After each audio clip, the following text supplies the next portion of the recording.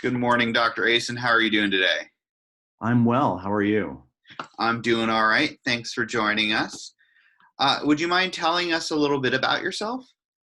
Sure. I'm a professor at the University of Wisconsin-Madison, and I've been a professor for about 20 years. I teach and I do research on issues relating to argument and other issues that are connected both directly and indirectly to argument. So a lot of my research has to do with the idea of the public sphere, which is a place where people come together to address common concerns, issues, problems, and goals. And one of the ways in which people come together in this space is through argumentation. Interesting. Can you tell me how you came about studying argumentation? Sure. So I have my PhD from Northwestern University and worked with folks there like David Zarefsky and Michael Leff and Tom Goodnight, all of whom have written about argumentation and rhetoric. And so as a grad student, I actually TA'd for Michael Leff in an argument course. And that was my first exposure to the teaching of argument. My own interest in argument in some ways reflects my approach to rhetorical scholarship. And that is that when I think about discourse and when I analyze discourse, I tend to think about how people articulate perspectives and points of view and the values that are attached to those and the ideologies that those perspectives exemplify. And so in those ways, that has come to characterize my understanding of argument and how I came to study argument. So my study of argument didn't begin with a specific focus on argument as such, but rather began with a focus on thinking about public debates over policy and how people interacted and engaged publicly. And then for me, argument became a more specific way for thinking about these issues and for studying these issues. I want to pause. You're using one word a lot, and I just was hoping you can define it for us. You're using the term public a bunch. Can Sure. you define what you mean by a public sphere versus, let's say, a private sphere or a technical sphere? Absolutely. So a public sphere is a space of discourse where people come together to address common issues and concerns. And so we can think about examples that we interact with on a regular basis. So for instance, issues regarding policing in the United States and bias in policing in the United States. And we can think about how we have public discussions and conversations and debates, including arguments about the issue of policing and whether or not there's bias in policing. And if so, what the source of that bias is. Is it poor training? Is it a reflection of stereotypes or racist assumptions? And so the idea of the public sphere, it's a kind of a metaphorical concept, but it suggests that when we engage, say, on this issue of policing in the United States and the potential for bias, our discourse creates this kind of shared social space that we interact with each other as members of a political community who recognize a common problem.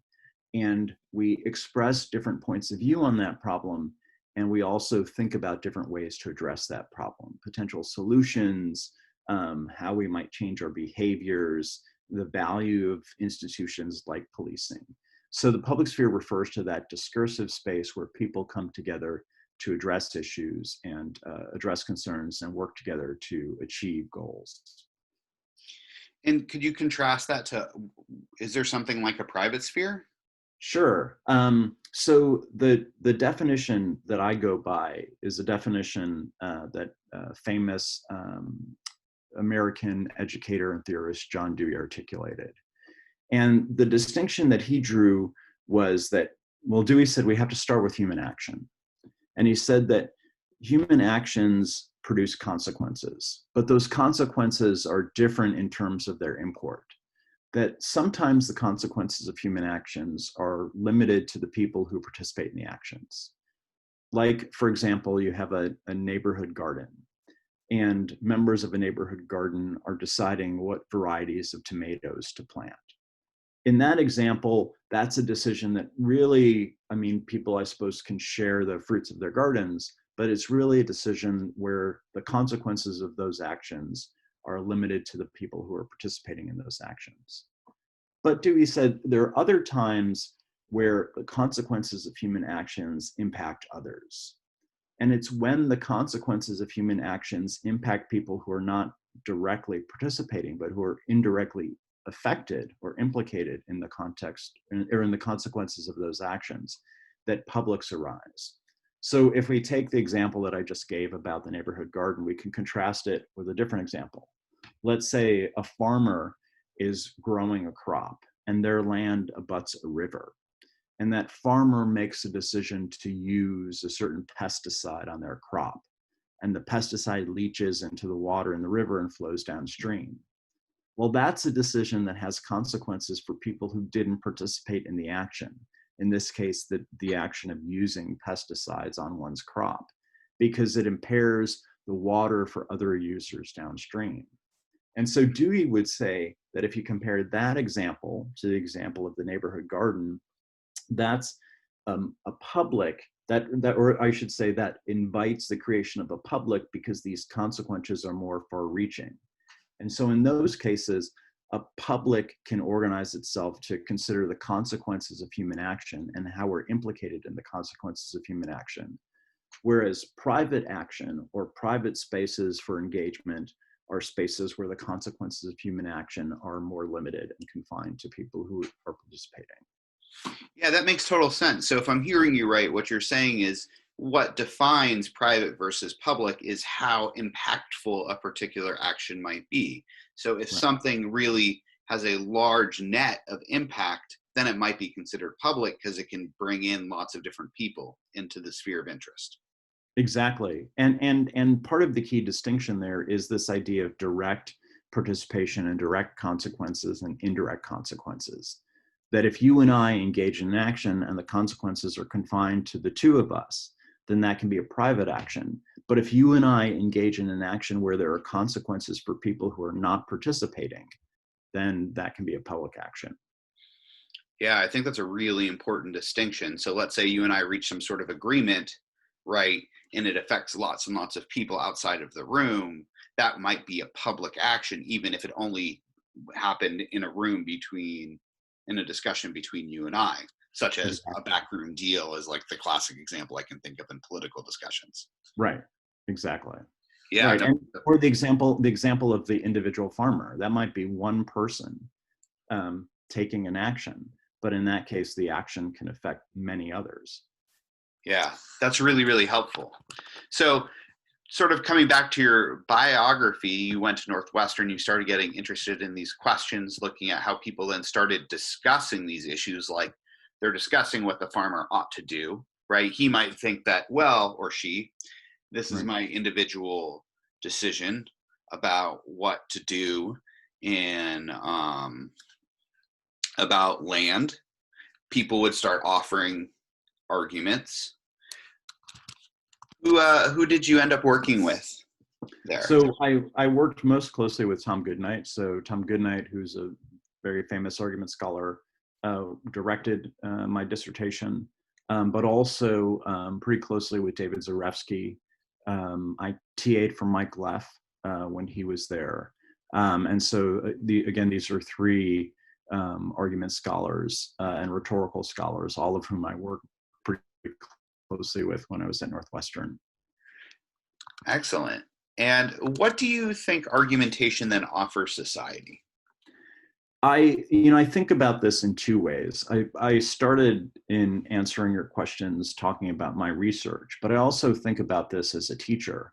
So I regularly teach a course on argumentation here at the University of Wisconsin-Madison.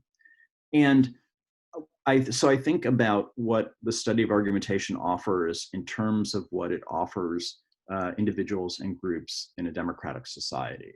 And there, I think it offers a number of things. One is that democratic societies are legitimated. We often hear the phrase, the voice of the people. And so we think about this as a basis of democracy, that public opinions matter. that what people think about contemporary problems and issues and goals matter. And so those ought to play a role in terms of how we approach governing. And from that perspective, I think the study of argumentation offers us a perspective for thinking about how our concerns with others and to others. And by perspective, I mean not only a set of tools, although it does offer us specific tools, like here's how to construct an argument, here's how to evaluate evidence, but also a broader way of thinking about what it means to put together an argument, what it means to express one's views on a particular set of issues, and then a larger context for thinking about that. So, you know, I had mentioned, and we talked about the idea of a public sphere, and that's part of this larger context. So when we make arguments, especially arguments about public issues, about living our lives together, we do so in a particular context. An argument offers us a perspective on that context. A second contribution is in our roles as audiences of argument. So just in terms of the way that we take up information, if you think about our typical kind of internet and online engagements, we encounter arguments all the time, whether it's through a favorite website or reading a kind of tweet storm that somebody may articulate. And in these and other ways, in terms of encountering arguments, it's helpful to be in a position to assess those arguments, to think about their strengths and weaknesses, to think about the values that they draw on. And so these are all contributions that argumentation makes.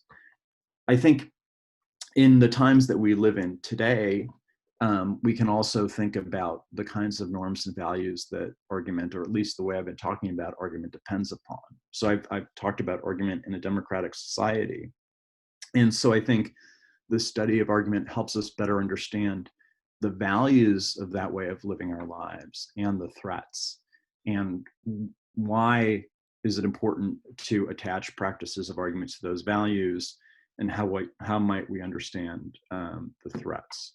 So I think those are things that I try to convey in my teaching of argument, and also in my study of argument. I think in terms of the study of argumentation, I spend a lot of time in my work thinking about various threats, or at the least, perhaps dubious practices of argument, arguments that rely on values that disrespect people or marginalize people or justify exploitation.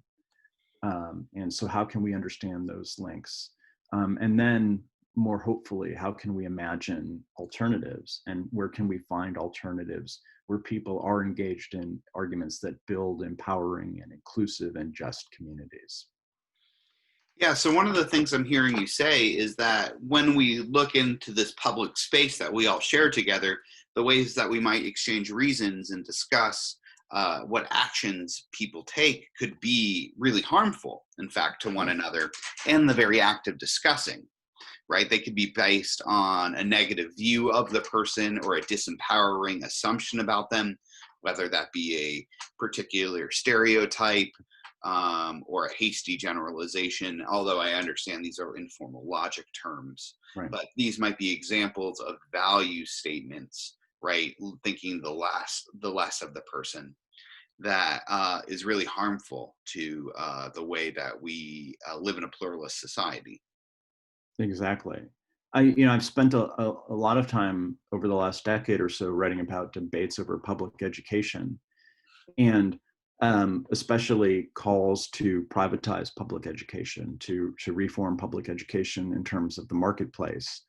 And oftentimes these arguments, when they dismiss public education, make all kinds of negative assumptions about educators and about their motives, that teachers are lazy, that they feel secure in their jobs, and for that reason, that they have fewer incentives to teach children, or in explaining differences in terms of educational experiences and outcomes by background, like, for example, race and ethnicity, arguments that poorer students and students of color who also happen to be poor have insufficient motivations to learn.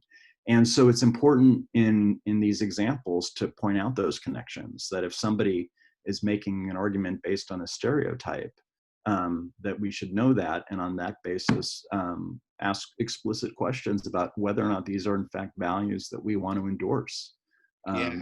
and whether or not a position that draws on a value like that is one that warrants our assent, is something we should agree with.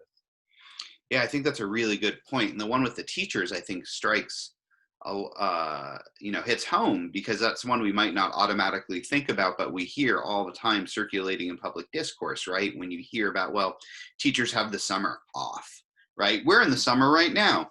Right. Do you feel particularly like we're taking this time off? I wish I had a summer off. Right. But these are sort of the implicit assumptions that circulate and paint an image that inform how people reason and reach conclusions. Right. And so what you're saying is it causes it, we should pause for a moment and think about, what do you think about these people that you're using to inform the decisions we're making? Right, exactly. And more hopefully, what alternatives are out there. And so part of a book project that I just finished up interviewed local advocates for public education. And so there, it's an example of how people are arguing and actually confronting these stereotypes and these negative images, and offering an alternative, and talking about how, in this case, public schools are valuable and play key roles in their local communities, and how and efforts to try to make that more of our public discourse. And so this, again, is a specific example, but by studying these practices of argument and advocacy, not only do we see sort of the kinds of negative stereotypes and values that might be informing public argument, but also how people try to address those negatives and offer a positive vision instead. Yeah. Out of curiosity, can you give me an example of an alternative figure underwriting? Sure. So something that's really important, I think, in terms of this alternative is that, and so let me preface this just by talking about how people sometimes talk about public education. Sometimes in our discussion of public education, we talk about it in very instrumental and narrow terms. The idea that public education provides a specific set of skills that allows someone to pursue a specific job. And as an alternative, what many of these advocates talked about during these interviews, and also demonstrate through their actions, is that actually public education plays a far more expansive role in the lives of students and in the lives of local communities that those students participate in. And that public schools actually can be centers of communities and community building. And so the idea that the value of public education is a narrow set of skills which can be delivered in any number of ways, and then justifies private forms of education and other kinds of things, really takes this much larger contribution and this much more nuanced and stronger connection between schools and community, and really just takes a sliver of it and makes that sliver the whole of education.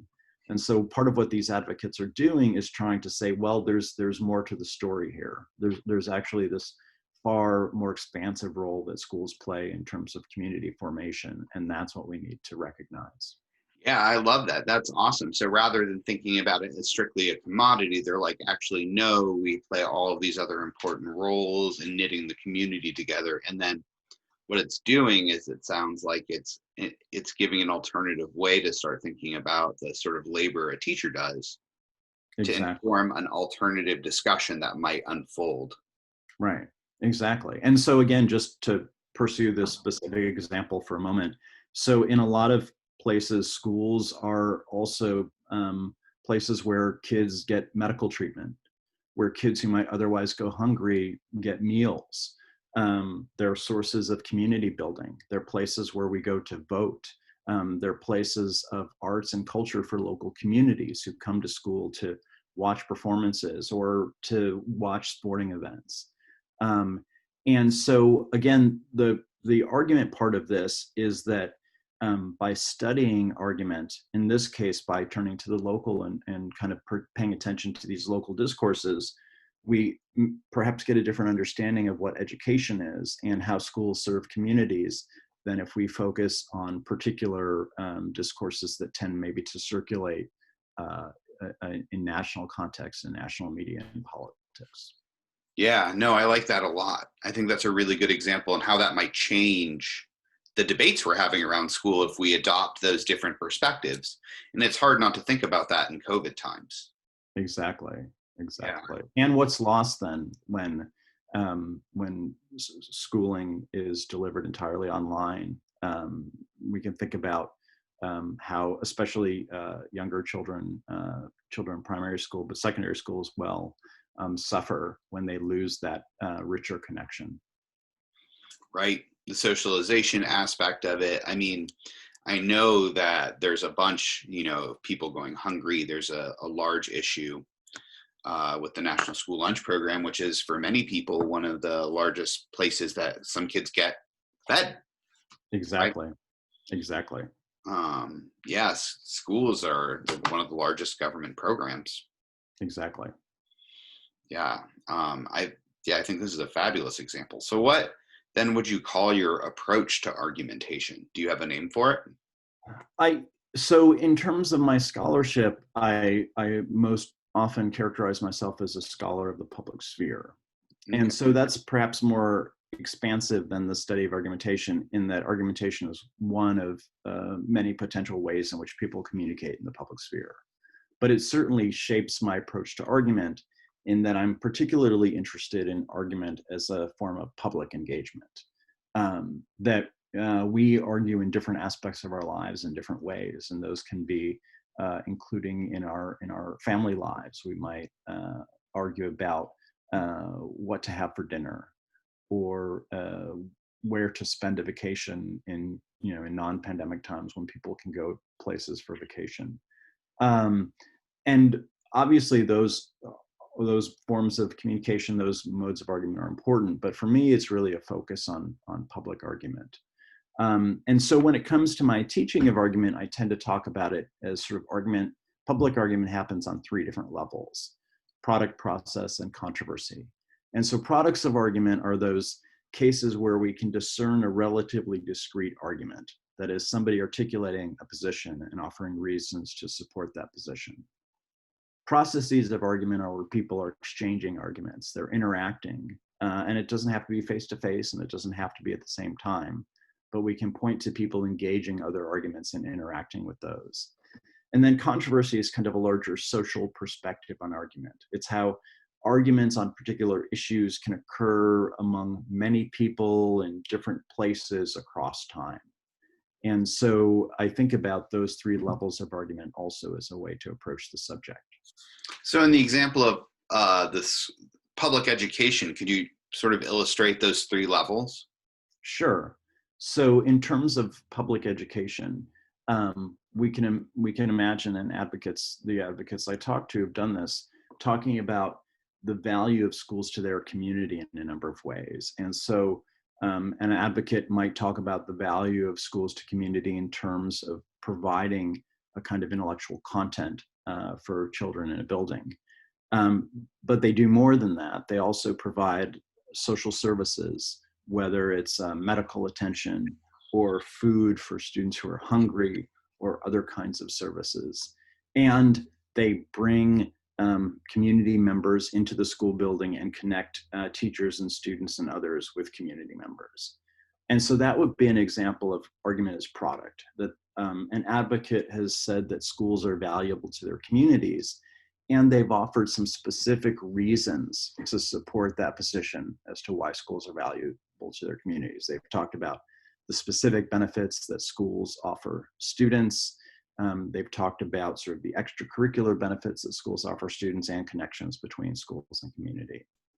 Now, if we think about argument as process, we can imagine an advocate like that objecting to the kinds of arguments that might be offered by a market-based reformer, like our current Secretary of Education, Betsy DeVos. And so one of the positions that Betsy DeVos has taken as Secretary of Education is that education can be delivered in various kinds of ways. So what she does is she separates the means and ends of education. So some people will choose a public school, others will choose a private school, and if they do so, their tax dollars should follow them. So in processes of argument, you can imagine an advocate objecting to this idea of separating means and ends.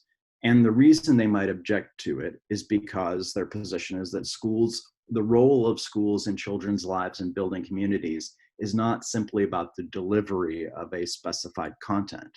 Were it simply about the delivery of a specified content, then perhaps that could happen in a variety of ways. But this nuanced, multifaceted connection of school and community requires engagement that can't separate means and ends, that means and ends work together. And so if an advocate were to say, well, Secretary Betsy DeVos says this about education, and here's my response, that might demonstrate a process of argument. Here's an example of somebody engaging the arguments of someone else, and in this case, offering other reasons to think about a position. And then the controversy level is to think about debates over education in the United States, for example, as they unfold over time. And we've had debates about education in the United States that have unfolded over several decades. In the 1980s, a famous report was released called A Nation at Risk that suggested that primary and secondary education in the United States needed fundamental reform. And so if we use that, for example, as a starting point, then we've had 4 decades of debate in the United States about public education, what works, what doesn't work, and what we should do.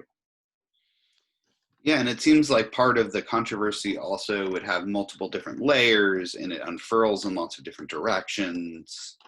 Exactly, right. And so you could even sort of use these examples at a local level. So I live in Wisconsin.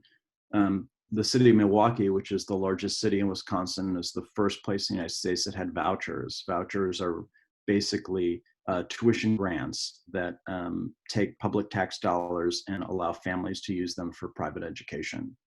And that started in the 1990s in Wisconsin, in Milwaukee.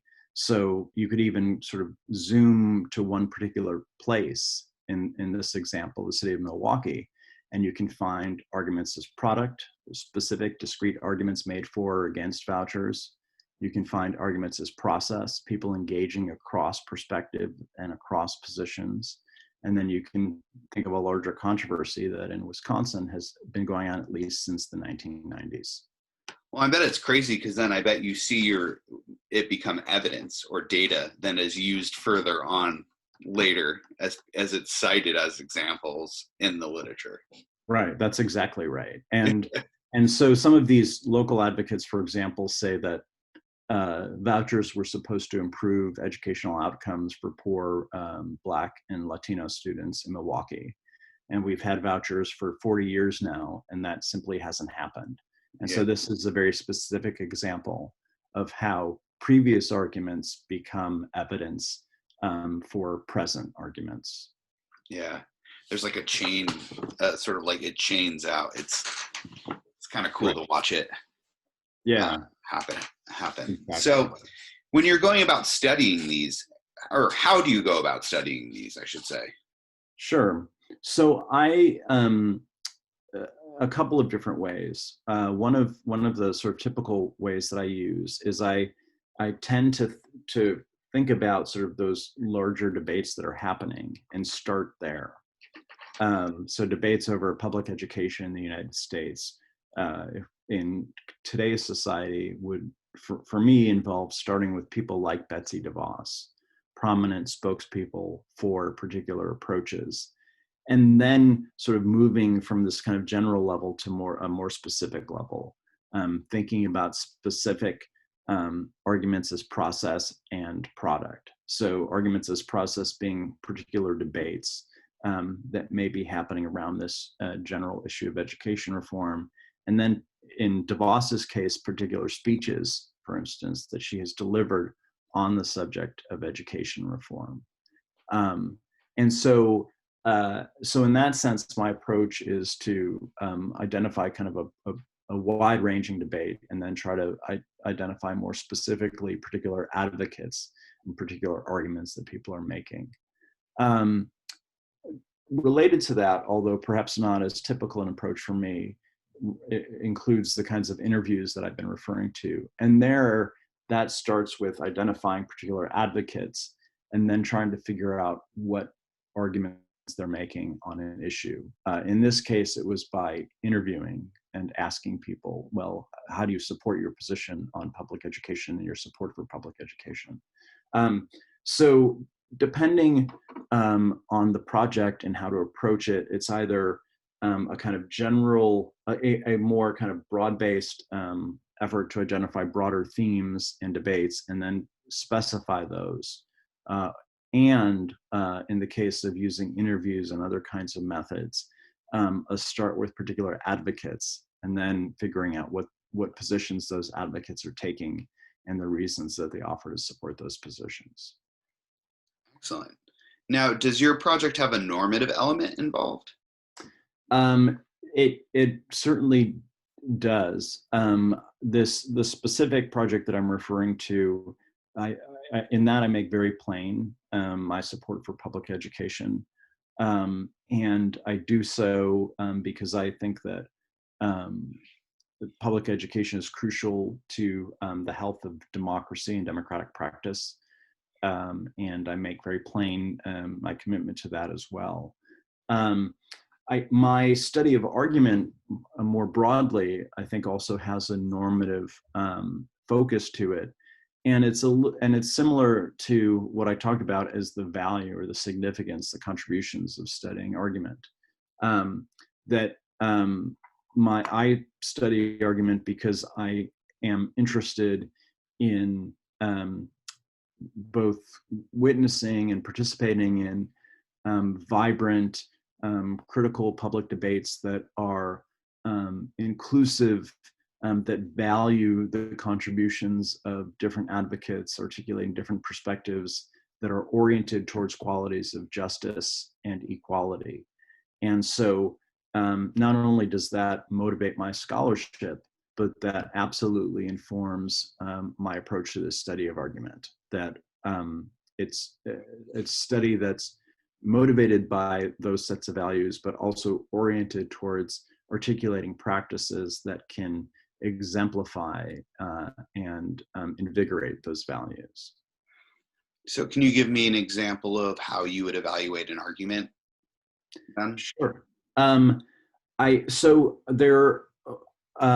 I think about my teaching, I think about both argument, and this also kind of relates to sort of the levels of argument that I talked about. Yeah.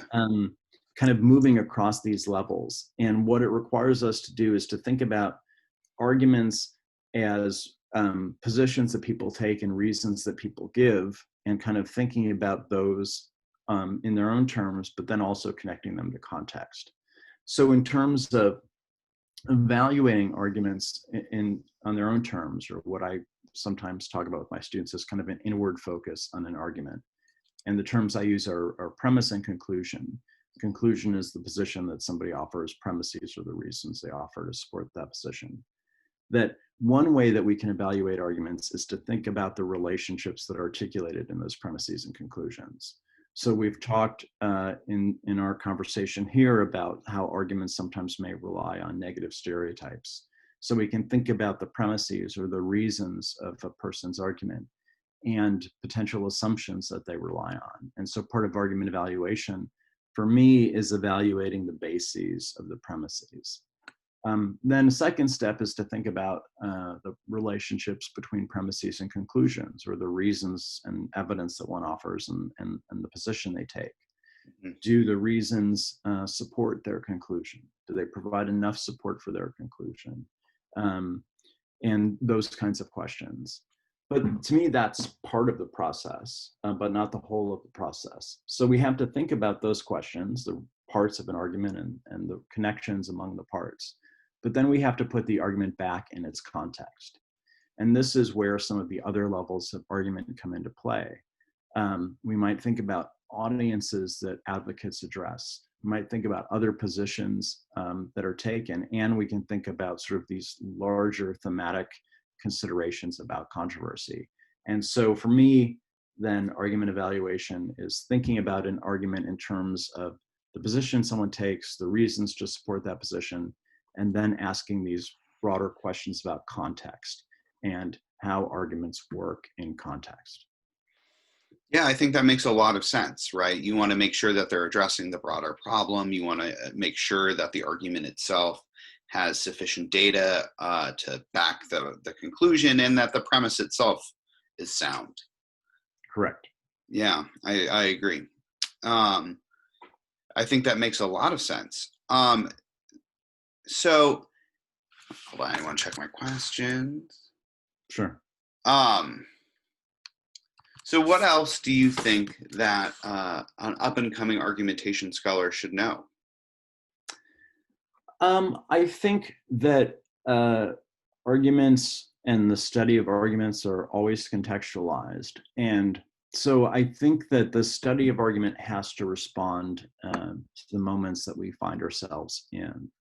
And I think our scholarship often does that. If we look at the examples, if we were to look at publications about argument across time, we could see in those publications concerns not only with argument in some kind of formal sense that supposedly is independent of culture or independent of kind of historical developments, but very much efforts to ground argument in culture and history.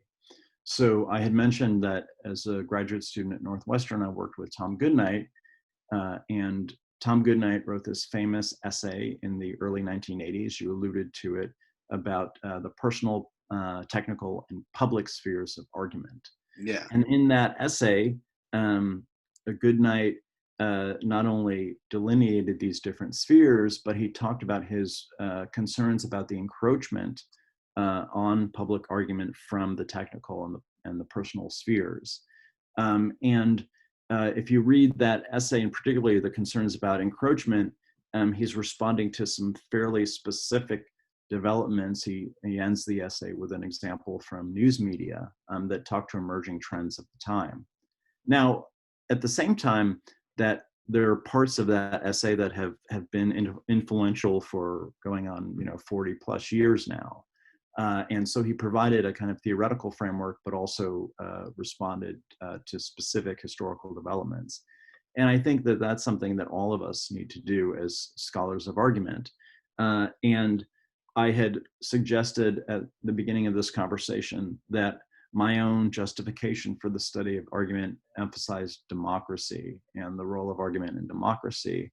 And I think that in terms of our contemporary era, we need to think about democratic antagonists, challenges to democracy that jeopardize the practice of argument. And part of our role as argument scholars, I think, is to articulate those challenges. And I can think of two prominent challenges. One, which I've alluded to in discussing the example of arguments about education, and that is this idea that markets, both sort of models of markets and practices of markets, have in the eyes of some advocates like Betsy DeVos, increasingly stood as exemplars for human behavior and human relationships generally. And so the sort of historical connection that not only myself, but a lot of argument scholars have articulated between practices of argument and democracy in this example are threatened between efforts to popularize and further propagate market practices at the expense of democratic concerns and practices like accountability, like open and vibrant public debate. So that's one. And then I think a second key challenge is the challenge of rising authoritarian politics. And I think in the United States and other countries as well, an authoritarian politics that is deeply tied to a kind of white nationalism.